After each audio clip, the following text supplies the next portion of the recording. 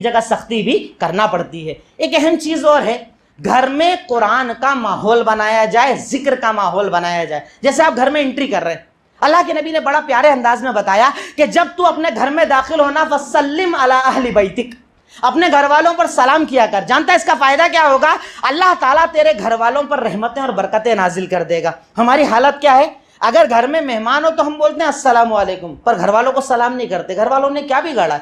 यहां तक के अगर आप घर पहुंचे और आपके घर में गेस्ट बैठा है, साथ में आपके घर वाले बैठे हैं, उससे सलाम मुसाफा करते हैं, घर वालों से नहीं करते हैं। क्यों नहीं करते?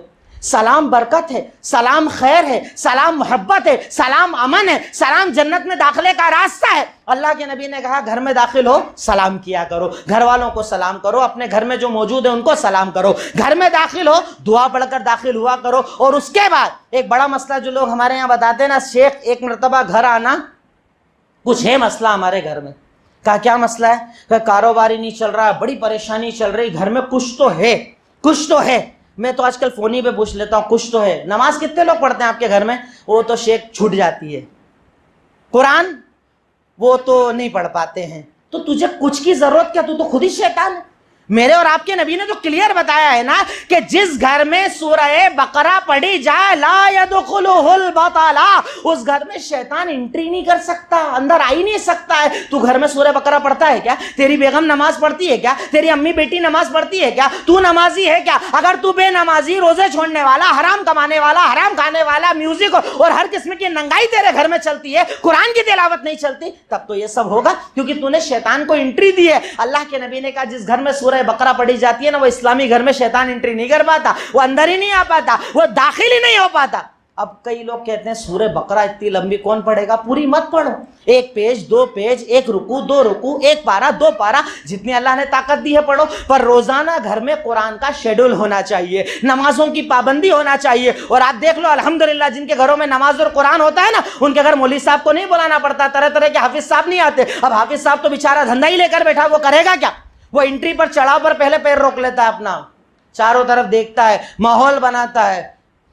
बहुत तगड़ा मामला है साहब, दिक्कत तो बहुत ज्यादा है, बहुत परेशानी है, बहुत टाइम से चल रहा है। एक नया पैतरा आजकल लेकर आए हैं कि तुम तरक्की कर सकते हो पर कर नहीं पा रहे हो। सबको यही लगता है, वो करे ना करे काम, उसको लगता है कि तरक्की तो मैं कर ही सकता हूं, लखपति तो मैं बन ही सकता था, बन नहीं पा रहा हूं। दूसरा सवाल, तेरे घर में ही तेरे दुश्मन है। हर एक को यही लगता है मेरे रिश्तेदार मुझे पसंद नहीं करते, मेरे रिश्तेदारों ने जादू किया होगा, वो आपकी नसों को जानते हैं, दबाते हैं और पैसा लेकर चले जाते हैं। हर आदमी यही बताता है, हर हाफिज साहब घर में आकर यही बताता है, तुम्हारे घर में तो शय है, तुम्हारे घर में तो साया। मैं कहता हूं कि अल्लाह के नबी की बात मानोगे या झूठों की बात मानोगे? मेरे नबी ने जब क्लियर बोल दिया कि सूरह बकरा पढ़, उसके बाद कुछ नहीं बचेगा तेरे घर के अंदर, तो पढ़ो ना। क्या जरूरत है किसी को बुलाने की? क्या जरूरत है किसी और को लाने की? अल्लाह के नबी ने तो यहां तक कहा कि दम भी खुद पर खुद किया करो, किसी और से मत करवाओ, खुद अपने ऊपर दम किया करो, अल्लाह इसे पसंद करता है। यहां तक के कहा 70,000 लोग मेरी उम्मत के बिना सवाल जवाब के जन्नत में जाएंगे, उसमें से एक वो जो कभी किसी से दम नहीं करवाएगा, खुद ही अपने ऊपर करेगा। जरूरत पड़ेगी ना, कुरान पढ़ेगा, तिलावत करेगा, अस्कार करेगा, पर अपने आप को खुद ठीक करेगा। इस्लामी घर में जादू हो ही नहीं सकता, इस्लामी घर में शय हो ही नहीं सकती, इस्लामी घर में आसेब हो ही नहीं सकता।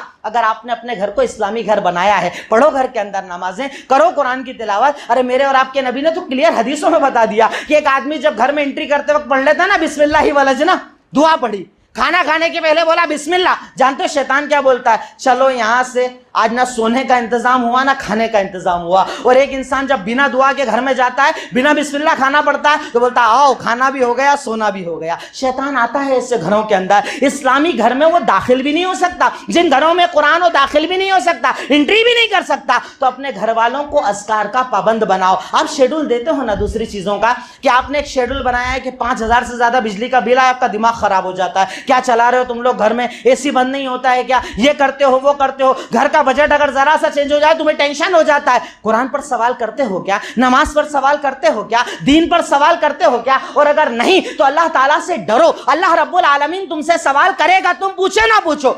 और आखिरी चीज मैं आपके सामने ये रखूंगा कि घर वालों से सवाल करना बुराई नहीं है।